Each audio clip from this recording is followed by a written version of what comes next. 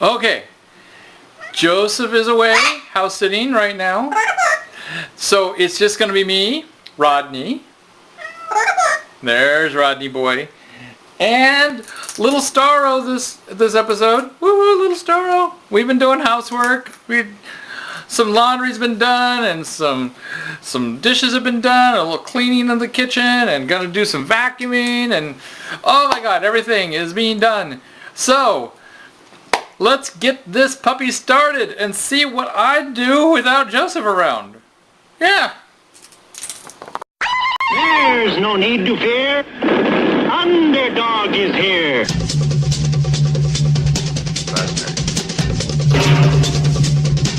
Wimpy whoopy, tiny whiny stuff.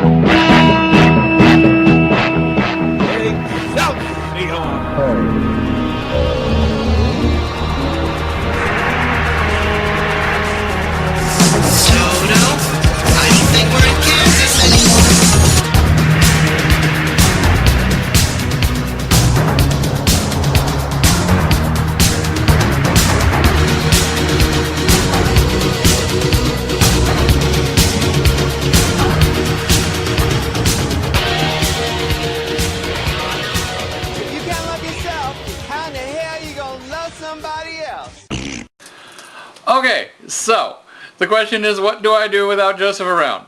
And, you know, given the fact that I didn't realize for sure that we weren't going to have Joseph around, because originally Joseph and I were planning on, like, while he was house sitting, I was possibly going to go over there and we were going to record while he's house sitting, but then it became a matter of like, oh no, I didn't prepare as much to do it solo.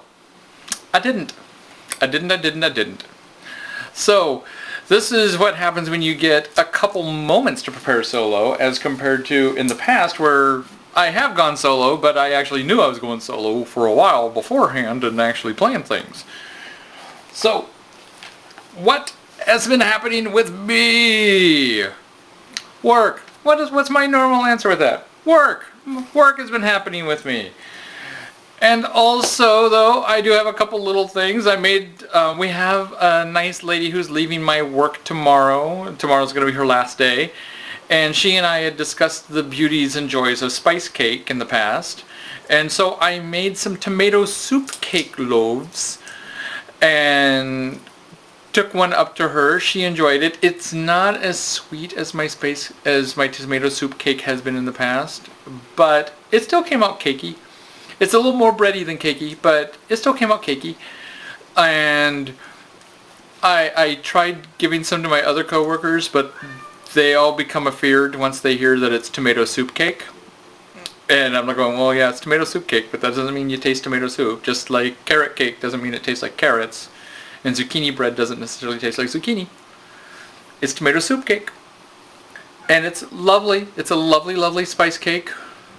If you want, I will post a link to that recipe down below, and you can make it. It is a from scratch cake, but it's also possibly the easiest from scratch cake you'll ever make. You just whip right through it, okay? I mean, I put it together in a morning. That's it. So, did you drop the peanut? You dropped the good part, didn't you? Sorry, talking to the bird, I thought he dropped the peanut, but I don't see the peanut, so maybe he didn't. I don't know what just went thump. So, made the tomato soup cake. Then, as I made the tomato soup cake, I was like going, oh, this would be good to frost. Let me get out some frosting. I don't have any frosting. I had to find, and then I didn't have any cream cheese to make cream cheese frosting. So I went looking for, like, well, I got yogurt. Maybe there's something called a yogurt frosting. And there is. And it was okay, but it comes out more of a yogurt glaze.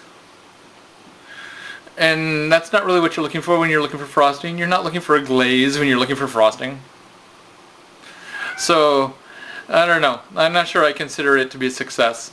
I'm not going to include a link to the yogurt glaze, because if you want it, you can ask for it, but what is your problem? I know what your problem is. Your problem is that I'm talking, but I'm not talking directly to you, and you want to know why I'm not talking to you. Yes. Yes. Arr. Arr. And that's why you're going to make all that noise. Because you want to be the center of attention when you hear people talking. That's what happens when you have a bird. Another plus thing that happened is what is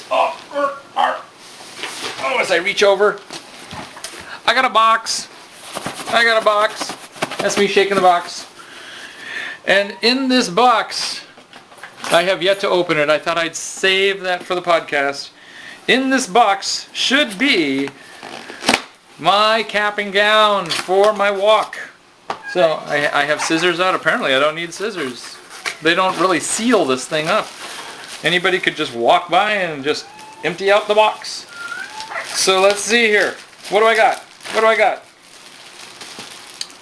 Oh, look at that. I got a sash. Oh, hey, there's flyers of shit. Okay. And, oh, look, a tassel. Oh, yeah, okay, there's a tassel. And there's the, what do they call it, a skull cap? Oh, and a robe. I've got a robe. I can sing in choir now. So, I don't know if it's bad luck to put these things on ahead of time or what. But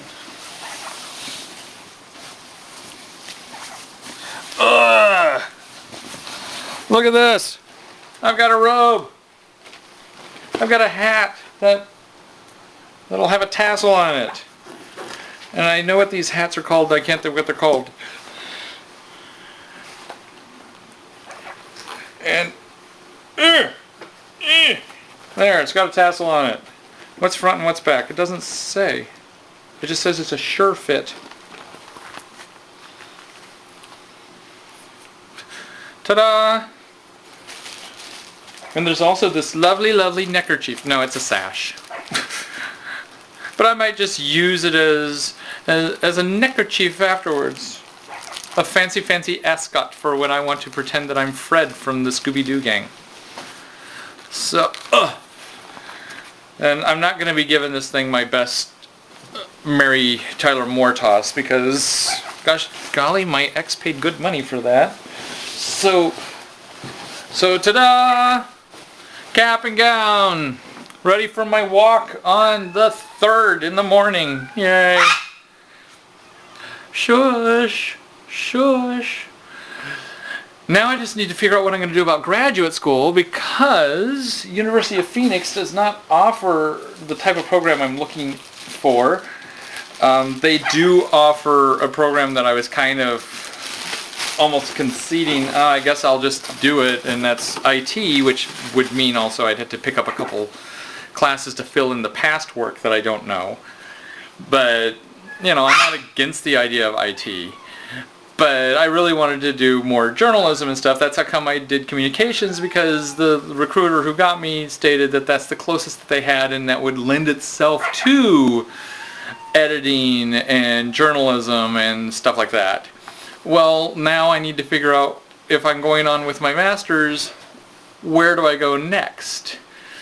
I've checked out a couple schools because it kind of needs to be online, because I still cannot guarantee that I will know from one week to the next that I have a particular schedule.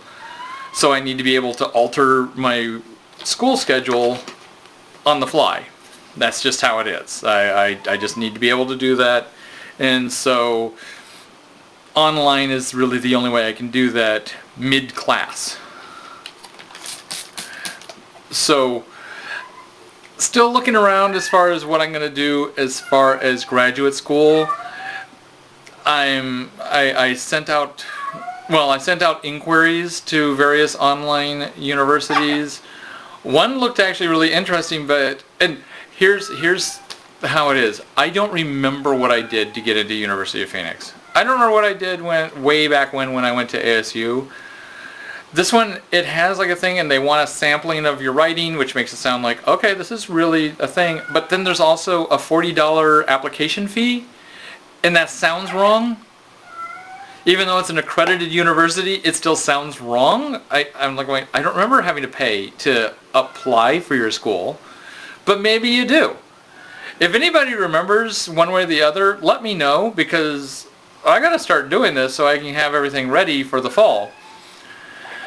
But finished my stupid nutrition class that I hated, that's the funny thing. I'm gonna be walking and I still have 2 classes to do. Yeah, I still have 2 classes. By the time I walk, I'll have like 1.5 classes. Yeah, so they won't have graduated me yet. I will just have done the walk with, like, clearly I'm going to be graduating because I have 1.5 classes.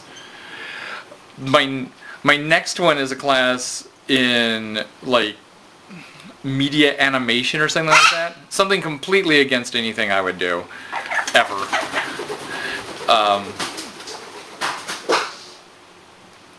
Okay, the bird just flew across the room.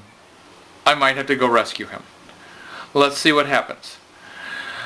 But it's all about making flash videos and things like that, which I don't care about, and I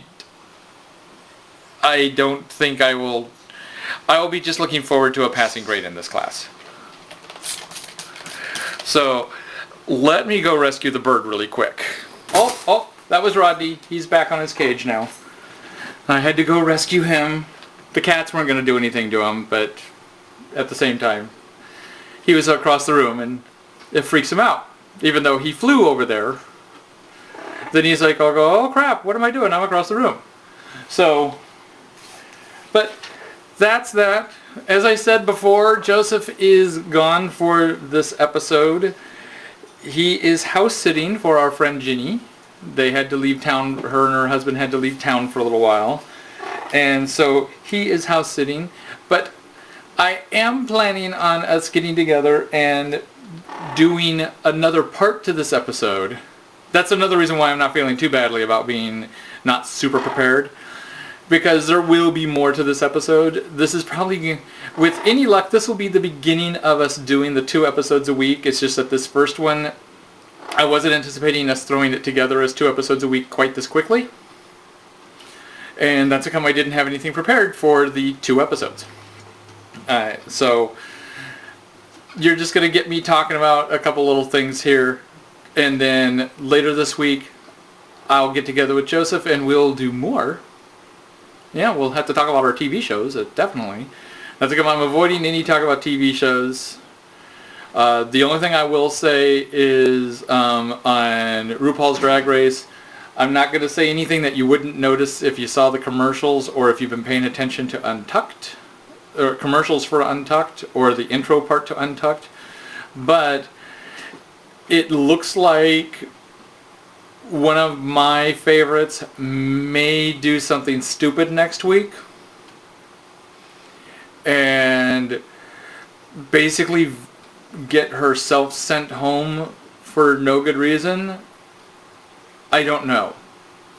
I have no idea. I just had this fear that that's what's going to happen. We're down to the top 5 that I do not argue with who's in the top 5 at all. I am perfectly fine with who's there. So let's see how this plays out. We only got like 3 more weeks of that, I believe. Maybe 4. Let's see, there'll be then the top 4 and then the top 3, and then they'll probably do a weird little competition thing that'll end in a 2-parter in the reveal, so I'm thinking 4. And they haven't brought anyone back yet this season. So maybe next week they'll bring someone back? I don't remember seeing that in the commercials though. So I'm thinking we're not having someone brought back. I think her save is taking the place of bringing someone back. Also, in slightly related TV news, this is more TV news, not TV opinions and observations or whatever. Beware the Batman is coming back. This was a cartoon that they had done. Cartoon Network had started doing a cartoon block of DC. It was an hour-long block.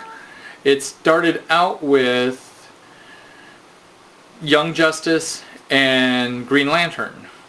And then after 2 seasons, they canceled Young Justice, even though it was pulling in good numbers, and they replaced it with Beware the Batman, which then they also canceled Green Lantern. And brought in Teen Titans Go, which was a more humorous take of the Teen Titans cartoon that they had done years ago and ran for 5 seasons. Young Justice, well, they killed that even though it was popular, and part of it is because it was popular with a demographic they didn't care about. It ended up being popular with girls and they didn't care. And, you know, they wanted something that was not. And I don't know how that works because I know Teen Titans Go is popular with girls and yet they've renewed that one. So I'm not exactly... I'm sure there had to be more to the reasoning, but Young Justice was popular, so I don't know why they would have stopped it. But Beware the Batman, they did need to cancel either Young Justice or Green Lantern to make room for Beware the Batman, which they had advertised ever since pretty much they had taken off Batman Brave and the Bold. And Beware the Batman was their computer animated version. There was no Robin. Alfred was an ex-military spy type dude, and he was going to be taking on a young Asian lady as his Robin figure, his protege, who was going to be called Katana. I believe that they stopped airing episodes about the time that she was about ready to become his protege and sidekick. And there's 15 episodes that have not been aired. Okay, pretty much an entire season. I guess they had done the 2 seasons already, and they just canceled it with those episodes still just sitting in the can. And fans were in a tizzy over it, as well they should be. They've been in a tizzy over everything regarding this, because I agree, it's been not understandable, their decisions during their DC cartoon block. So, Cartoon Network is going to be bringing back Beware the Batman. They're going to be airing those 15 episodes that we haven't seen, and if I read correctly, they're going to start from the very beginning and move all the way through to those 15 episodes. And it's not going to be in the DC cartoon block, though, because they're running a full hour, 2 back-to-back episodes of Teen Titans Go during that time, and they just could not figure out a way to squeeze in Beware the Batman. Okay? So instead, it'll be run at the end of Toonami at 3 a.m. Eastern on Sundays. I believe it's Eastern. It might not be Eastern. It might just be 3 a.m. and here in Phoenix we just have weird things because we don't do the time change. But 3 a.m. starting Sunday, July 27th. And they're just basically burning them out. They don't care if people are watching, because that's the only reason you put it on at that time. They don't care if people are watching. So set your DVRs. Find it, set your DVRs. Ours is set, so we'll be picking that up. But wow, I can't believe that that's how they're gonna do. Like I said, they're running an hour of Teen Titans Go. They have the room for it. They could even do, because Teen Titans Go is basically 2 15-minute segments. So they could have broken an episode of Teen Titans Go into 2 parts, started with Teen Titans Go, lock you into Beware the Batman for the next half hour, and then end with Teen Titans Go if they think that Teen Titans Go is their strong one. Well, because then they'll be locked in, and people will have to continue watching Beware the Batman. But no, that's not how they're doing it. So, and I just heard the weirdest thump. I have to go investigate really quick. Hold on. I'm back. Found out what it was. It was Junior in the other room. I don't know what she was doing, but it was Junior in the other room who I also sometimes refer to. I don't call her it to her face because we're trying to get her to learn her name, Junior, but I do refer to her as the littlest pterodactyl because she makes the weirdest noises. I think because she's been around humans so long, especially when she was a kitten, that she tried. You know how like cats make that chirping noise when they're trying to talk to birds? I think that's what she tries to do with us, and make a variety of chirping noises, hoping that that we understand that she's talking to us. But it's really weird. Archie got to hear it the other day because he had no idea what I was talking about when I said, no, it's these pterodactyl noises. It's like if it was Jurassic Park and there was an egg sitting there and it cracked open and inside was a baby pterodactyl, these are the noises you would expect to hear right after the egg cracked open. It would be making these noises. And he's like going, yeah, that's what I heard her do. So he's finally got to hear it. So I really don't have a lot to go on this week. I'm just going to talk a little bit about the cons that are coming up. I'm going to be moderating at 2 different cons coming up. I'm going to be moderating at Leprecon, Phoenix Leprecon, which is a sci-fi convention. It's been around for 40 years. It's kind of the sci-fi art convention. They focus a lot on art at this one. But I'm going to be at the Sci-Fi Leprecon, and that's going to be interesting. I have a couple panels that I know kind of for sure that I'm on.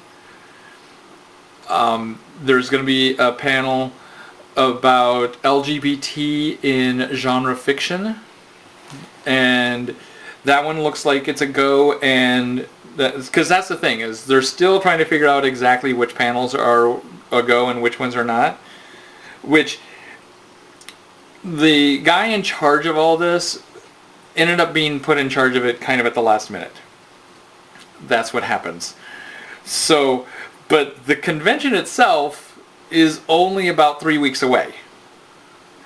So I really hope we get a final word on which panels are going up so that they can post them, and people can start planning on going to them. Another interesting thing though is that we do know that who the guest of honor will be. Although I always get the wrong Leprecon page. Every time I try to go to their page, I end up with the wrong one. And I never can remember the name of the guest of honor. So I'm trying to find that real quick. Another one of the panels that it looks like it's definitely a go that I will be in is one that's talking about, it's kind of taking Big Bang Theory as its start, and then it will be talking about really, is this good for nerd culture, or is this, not? Is nerd culture actually starting to be embraced? And this is something I'm really happy to be on the panel of, because I have talked to people about this, and I have to admit that I'm not 100% certain. I will be very tickled to hear what other viewpoints are, because I'm kind of thinking that while there is a certain sincerity to Big Bang Theory, that it might be R. Amos and Andy, the TV show. So I don't know. And for some reason, well, I know exactly what the reason is, but I cannot get to the website. So I will have to get that information to you guys later this week on who the guest of honor is. It's an author, of course, and so it's just one that I've not read her stuff, admittedly. I believe she writes fantasy, and that's not one of my strong points. So I I'm really curious to see her panel because I've heard interesting things about her. But I admittedly am not familiar with her. Another thing, at Phoenix Comicon, they did just make an announcement the other day that Adam West, Burt Ward, and Julie Newmar are going to be at Phoenix Comicon. This is oh so significant because Julie Newmar is another one of the 5. So last year we had Nichelle Nichols. This year we're going to have Julie Newmar. These are 2 of the 5 women who kept me from realizing I was gay when I was younger. Okay? If they can somehow get Yvonne Craig, then wow, we've got like ourselves a nice little trifecta. Because I doubt they'd get Diana Rigg. Because, you know, she's got other things to do. She's a dame, for Christ's sake. And I doubt they'd ever get Susan Day because the only thing that she did genre really was Looker, and I'm possibly the only fan of that movie. And even that, I'm like going, nah, I remember her nipples being kind of wonky in that movie. But doesn't stop me from having my Susan Day crush. So that's an interesting little tidbit of news. I'm looking forward to seeing how that's going. As we've said before, we have... Someone even pointed out because he knew how excited I was that Dean Cain was last year and that I got Dean Cain. And that I'm not a big fan of doing the big rooms. I like smaller rooms. But I would be willing to... I'm like, well, I'll do a Bat panel. I know my Batman lore. And I know my information about these 3 actors. Burt Ward, not as much. But Julie Newmar and Adam West, I know my stuff about them. Although if you're going to give me a big room one, the one to logically give me is the one that I'll never get. And that's because people who have more experience and more connections are going to get those. And hey, more power to them. I already know that I'm still somewhat a newbie at this, as far as their conventions goes. But that is... There's the Stan Lee panel, if he has one, because he's only going to be there one day. And if they give him a panel, I would be the logical one to do that because I doubt there is someone up there who has a better knowledge of his input in comic books and his career outside of Marvel. So... And also his mannerisms and the fact that most of the questions will have to be repeated to him because he has difficulty hearing. But at the same time, there are people, this is the 13th or 14th Phoenix Comicon, and there are people who have been doing it pretty much the entire time. So I understand that they're going to be the ones to get it, not me, who's only been doing it for the last 3 years. Okay. But that pretty much... I have a lot of butts right there. Huh. I like big butts and I cannot lie. No, I don't know where that went. But, see? There was another butt. There's a butt coming out of my butt. No. That pretty much covers what I got because, again, I was not fully prepared. So, you will see much more preparation come the second half of this episode, or maybe the next episode. I don't know how we're going to do this if we start doing 2 episodes a week. But when we rejoin with Joseph, that's the best way of looking at it. You will see much more organization and all that because it'll be thought about for more than 24 hours. Because it was only just yesterday, like afternoon, that I realized, oh, we're not going to be doing this together. Let me figure out what I want to talk about. Oh, I have the memory of a goldfish. I don't remember anything. Joseph writes things down. I just kind of hope that I have better than goldfish memory going for me. And I don't. So, I want to thank our one and only sponsor so far, Compete Magazine. Check them out. I will put a link down below. Their issue is live online, so go check them out. Also, if you have a spare moment and you would like to check out a good cause, Joshua Tree Feeding Program. They help people with HIV and AIDS get food. There's a sister program that helps people get food for their pets. I will also put a link to their website. Go ahead and check them out. They're an all-volunteer organization, so any assistance that you can give, they'll be more than happy to receive. Unless it's like, something nefarious. Ha! That'll be funnier in a couple minutes. But, so, that's it for this installment. That's it. It's an installment. Ooh. Thank you all for keeping it up. Hey to all my Australians. And then also, bon dia, boa tarde, boa noche to all of you in Portugal or Brazil. Howdy. And everybody else, thank you for all your support. Please feel free to leave comments. We're going to be tackling comments when I get back together with Joseph, so that Joseph and I can both tackle comments. So I know that there are comments out there. I know. We will get them. You have not been forgotten, and the computer has not died on me this time. It's just a matter of we're going to get them with Joseph. So, it's time for ending music.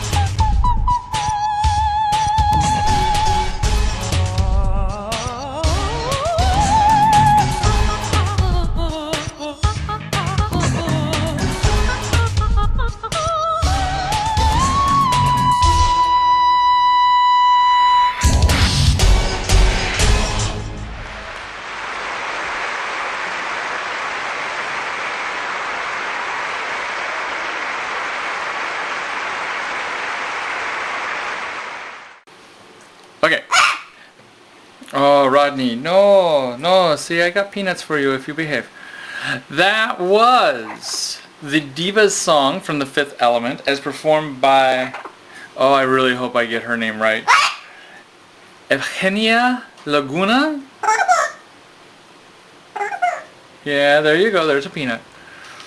That's how I'm going to try a peaceful way with him today to see whether or not that'll get him to behave and be quiet. But, yeah. I know a lot of people really like The Fifth Element. It's never really worked for me. Every time I try it, I find other parts of it that I like, but then I find whole other parts that I'm like, oh God, make this stop. So I like it better than I did when I first saw it, but I still just don't get this movie. It's a bad version of a bad attempt at making a French sci-fi comic strip movie, and I don't know. It's just bad. I really try, and like I said, I like it more now than I did before. So what you gonna do? But I know a lot of you guys like it, so I thought, hey, what the hell? Let's share that song with you. Now, it is time for a whole brand new segment called Storytime with Edward. Yay! I'm saving it for the end so that those of you who go, you can not have to watch it anymore. You can just go check out Compete Sports Magazine, or you can check out You can check out Joshua Tree Feeding Program, their website, or Phoenix Comicon or Leprecon Phoenix, the sci-fi convention that's coming up. Or you can even check out my spice cake or tomato soup cake recipe that I have linked here. You can just check out those things, and we will see you next week. But I'm hoping that you stick around for this new segment, because there's specifically one person that I'm putting this new segment at the end for. Actually, one specific person. Everyone else, I figure, is going to stick around, because who doesn't love story time? Now, I am a big comic book geek, so story time is going to consist of me telling you the stories in comic books. It's important to remember that regardless of how snarky I become, well, that's just me. I love these comic books. I think that comic books actually are a valid art form. And you can even do valid art with superhero comic books. Alan Moore, one of the people who actually has grumpily stated that comic books are just entertainment for 14-year-old kids, or superhero comics are, is one of the people who actually made adult superhero comic books of meaning. So, up his. No, he's just grumpy. I think he said it just to see how many people would get all irked. Plus, he's probably still pissed off about how badly Hollywood has treated all of his movies, or all of his stories. Because Hollywood does not have a good reputation with his movies. So, that said, these will be of varying quality. Sometimes they'll be really good. Sometimes they'll be comic books. Okay? That's how it is. This week, it's a comic book. It is Avengers Unplugged #1. Avengers Unplugged #1 is from, 1995, which is such a golden era for comic books.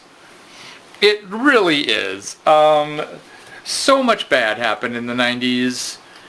So much bad. This was the beginning, while artwork has always been known for its over-sexualizing of female characters and putting them in poses that they would not normally be in, the 90s is where the bad over-sexualization of female characters became an art form unto itself, with the wasp's thin waistlines and the thighs as big, twice as big as the lady's head, as well as her boobs being bigger than her head, and of course the infamous broken back poses, which if you were to try to rearrange a real person into that position, you'd be wondering what sort of horrible accident they got into, and you wouldn't be thinking sexy at all. There's quite a few artists that specialized in this. Mike Deodato, he came about and did it surprisingly well. He's guilty of it, very guilty of it, but he did it well. And then there's Rob Liefeld, who can't draw feet.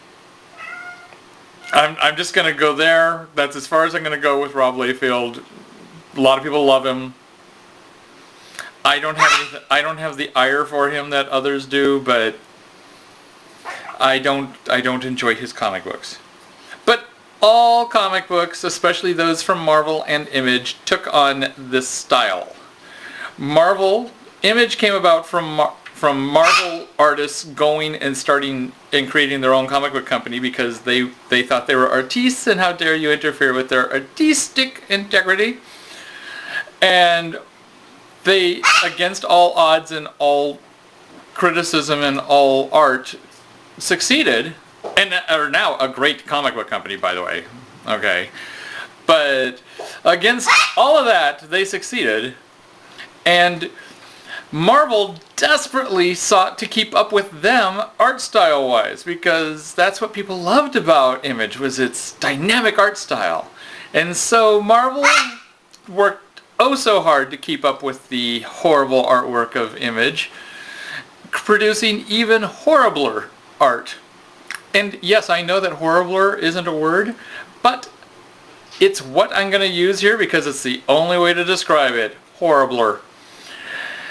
DC is not entirely innocent of this. They actually did a launch of comics that tried to imitate the Image artwork as well, but in general, it was Marvel and Image that rejoiced in this. Avengers Unplugged is a prime example of this. Avengers Unplugged is also a time when the corporation that had bought Marvel Comics was still going, and they didn't care about the comic books. They cared about the merchandising that they could do, like putting X-Men on Chef Boyardee packages. So they considered the comic books just to be advertising for the real product, which was products. And so they didn't care at all about the writers or the artists and what was in people's hands. This was during a time when we came up with 99-cent comic books for Marvel. And there was at least one really good 99-cent title. The Untold Legend or Untold Stories of Spider-Man. Great title. Great title. 99 cents each. Ran for quite a while. And then we have Avengers Unplugged at the other end of the spectrum. Horrible title. Horrible, horrible title. And so, without any further explanation of what we are going to partake in, we have Avengers Unplugged number 1, Unchain My Heart. Now the scene starts with the Avengers showing up at, it looks like, the Vault, which is a prison for superpowered villains. We have the Vision, the android who is able to move through things. He's also really strong. He can control his density. Hank Pym, otherwise known as Giant Man. We have Hercules in his, like, I don't know, I wear bad street clothes phase that he went through, which doesn't even look like bad street clothes. It just looks like bad clothing. And forever untussled hair that might have dented into his skull. Not sure. And Black Widow, during the time when she was running the Avengers. And they're showing up with a villain called Nefarious. And they're coming to drop him off. That's really all they're doing, dropping him off. And they arrive, and as they're dropping him off, they're busy talking about how they were familiar before with the previous villain Count Nefaria, but this Nefarious guy, they don't know really much about him at all. And as they're walking by, apparently there's a past story going on here with Nefarious where he fought Captain America and was obsessed with the supervillain Moonstone, who, due to the moon disc, it's a weird thing that she has that's like embedded into her skin now.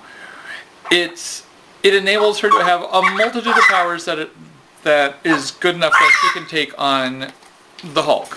Okay. Also, she's a brilliant psychologist who is able to play mind games with people on the fly. Okay. So he has an obsession with her. This is relevant because for some reason the guards take him straight from the elevator of the vault right past her cage where she is sunbathing in a bikini. I'm not kidding. The vault allows their people to sunbathe in bikinis. Well, this guy is obsessed with her, and this starts him breaking out. Moonstone is in this, everything in the vault, all the cells in the vault help you negate the powers of the supervillains. So that's how come they're there. Moonstone's powers have been temporarily negated. So he's breaking out. They thought his powers were negated. But no, they quickly wheel him into another room to get him away from Moonstone and hopefully calm him down. But it's too late. He breaks free of his restraints in the other room and starts just tossing about various vault guards here and there, willy-nilly, shredding them of their costumes while making pithy comments here and there. Like, let's see here. I know that there was one coming up. Oh, yes. When he's left with the two female guards behind, there's something about a woman in armor that really drives me nuts. And then he uses X-ray vision or something on them and zappow. Or actually, splat badoom. I think splat was actually from a previous panel, but the artwork is so badly laid out here that it looks like it's possibly splat badoom, but I bet you it's just badoom. Badoom! And things blow up, including the ladies and all the other guards. Meanwhile, other guards are trying to come in and figure out a way to bring him down, while the remaining Avengers figure out, oh crap, we gotta get Moonstone, otherwise known as, what's her name? Why can I not think of her name? Well, I'll come up with her name later. We'll just keep calling her Moonstone. I can't remember the doctor's name. But since she doesn't have any powers, she's really at risk if he comes in there. And just right as Black Widow makes comment of this, crash through a wall he comes while she's still clad in just a bathing suit, because the vault has bathing suit, not nude sunbathing. That would be tacky. Okay, that would just be tacky, tacky, tacky. If you're going to be sunbathing in the vault while you're in your cell, you got to wear a bathing suit. That's very important. Okay? So now, he attacks her. Apparently, he's wanting her Moonstone. There's a past story between them. She got the Moonstone back. She tries saying, oh, you don't want to do this. Trying to play her mind games, but he's in the middle of rage right now, and he's like going, you know what? We're not playing this, sister. I'm going to actually torture you for a little while. Not exactly sure why. But meanwhile, Hercules is trying to get through the bars of her cage for some reason. And not for some reason. He's trying to get through there to get to Nefarious, but for some reason he's trying to get through, and he's not just successfully getting through, which makes you wonder, what kind of god of strength are you? But fine. Nefarious says, hey, tell me which bone you'd like broken first, or I'll make sure it's your neck. Because he's clever like that. And she, without any thinking, just says her arm. So he breaks her arm. Because It's Avengers Unplugged, and we enjoy violence like that, especially against women in bathing suits. And now Hercules manages to break free. Hercules does not have a good history with women. If you know anything about him, you know that he slaughtered his wife and I believe like their children and everything. So it's not really any surprise that he waited until her arm was broken before he actually broke through the cage. Okay, so now the rest of the Avengers come in. They start attacking Nefarious. Moonstone, because there's now a hole in her wall that leads straight through to an elevator shaft. I don't know how this building was built.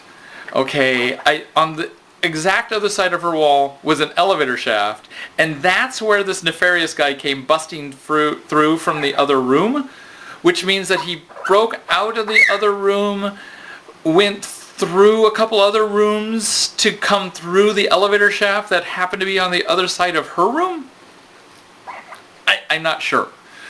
I'm not sure. No one ever claimed that the artwork made sense in these stories. So, she decides to tumble down through the elevator shaft in hopes of getting away from the dampening field so that she would be able to activate her Moonstone powers before she goes splat at the bottom. She does that. She's falling. The Vision is sent after her by Black Widow because Black Widow's in charge and that's what she does. And she happens to change into Moonstone, alright, before she hits the bottom, and finally she's not in a bikini. Finally she's just in a skin-tight outfit, but then again, aren't they all? So, she Moonstones the Vision, wham. She goes back up. Giant Man is now going up against Nefarious, looking gianter and angrier than ever, but unfortunately, when she goes wham, she threw Vision into Giant Man, and oh my god, Giant Man and Vision are out of the picture. They're gone. Leaving us with just, really, Black Widow realizing that she's horribly overpowered and not gonna fight that whole thing. So now, Nefarious is going out looking for Moonstone. Moonstone is wisely hiding because, you know, she did break her arm. Well, she told him to break her arm, so he broke her arm.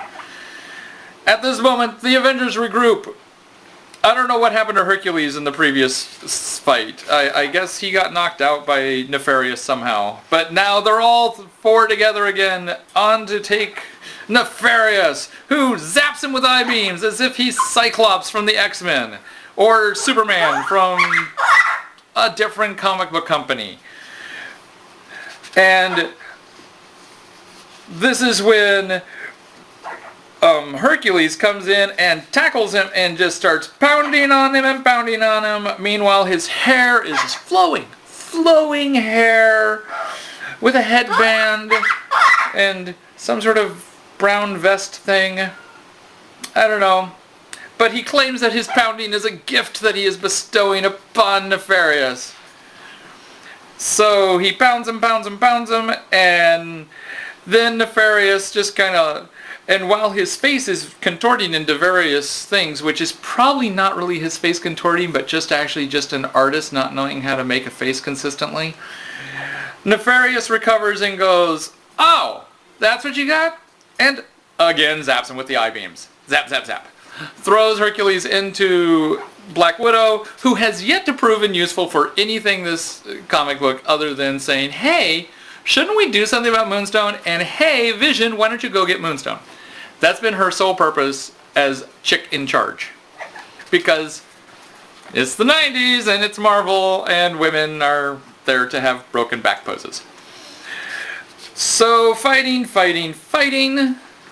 The nice thing about Marvel Comics is that a lot of times, especially once you get halfway through the story, you can pretty much reduce everything to just going, and there's fighting on this page, and he hits things, and no disappointment here. Fighting. Vision goes up against the I-beams. Vision hardens himself to his maximum density, so the I-beams do virtually no damage to him. And so he just starts wailing on Nefarious. And Nefarious who had just withstood Hercules' blows, whacks Vision and Moonstone, whacks Vision all the way through multiple levels of the vault, okay? Which, again, this is a prison for superpowered villains, and if you're able to just send a projectile person through, I don't know. I'm thinking that this place needs to be reinforced a bit, because there's a whole bunch of really strong villains there. I'm just saying. Anyway, Moonstone's trying to make her get away. She knows the better part of valor is discretion in this part, and she's trying to get out. But, Black Widow sees her chance to prove that she's useful because there's a woman that she can fight, even though it's a superpowered woman who's able to take on the Hulk. It's okay because it's two chicks fighting. We can do that. She takes down Moonstone. Dr. Sofin. That's her name. I knew they'd refer to her by her name later. The other three are taking on... Well, actually, not the other three. Vision's still out of the picture. We got Giant Man and Hercules taking on Nefarious while Black Widow is whacking her mole of the Moonstone. And she ends up causing Moonstone to shoot one of her Moonstone blasts. I don't know what kind of blasts these are. They're Moonstone blasts. Okay? They're the kind of blasts you get when you have a Moonstone embedded in your chest. And that Moonstone blast hits... It looks like it hits Nefarious. And that's when... I guess that takes down Nefarious. I don't know why she didn't do that just the first time. Oh, it only takes him down for a moment. And the Vision shows up to stop her from escaping because everything is about good timing in these comic books. So they fight. She ends up taking down the Vision. Again, she's powerful enough to take down the Hulk. So now she's back to trying to get away, and the Black Widow uses her little wristband blaster things and shoots Moonstone, and that takes her out. None of these other powerful people, no, wristband blasters, that's what takes her out. Meanwhile, now Vision is rejoining the battle against Nefarious with Giant Man and Hercules. And they're just basically, I don't know, doing a street brawl thing. It's not working. They come up with this brilliant idea, hey, why don't we just hurtle the Vision at him? We can't actually use our brains, so let's use even more brawn and just reduce one of our members to being nothing more than a giant rock. And that's what they're doing. I'm not kidding. There he is being hurtled in bad artwork. And that finally manages to subdue Nefarious enough that finally these vault guards show up and take him in.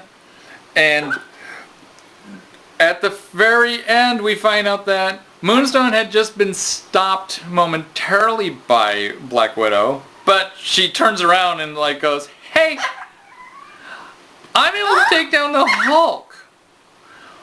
What do you think your little Widow Blast is going to do other than, apparently make me, stop me long enough to keep me from getting away? So it's better than what she's letting on here. And she even says, I can blast you with a moon blast. Moon blast. Moon blast. And you don't got a chance, sister. And she does actually use the term sister. She uses the term sister. It's right there.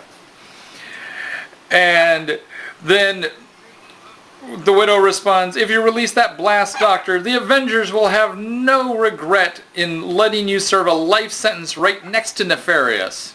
Because that would be smart, as we've seen just when he gets wheeled by her. You've been a model prisoner. Give up now and I'll make sure that you finish your time far from this madman. What's it gonna be? Your argument is quite compelling, Black Widow. I surrender. I gave her an accent that she doesn't have. I think she's an American. I don't know why I gave her that accent, when Black Widow actually should have had that accent. And so That's how it ends.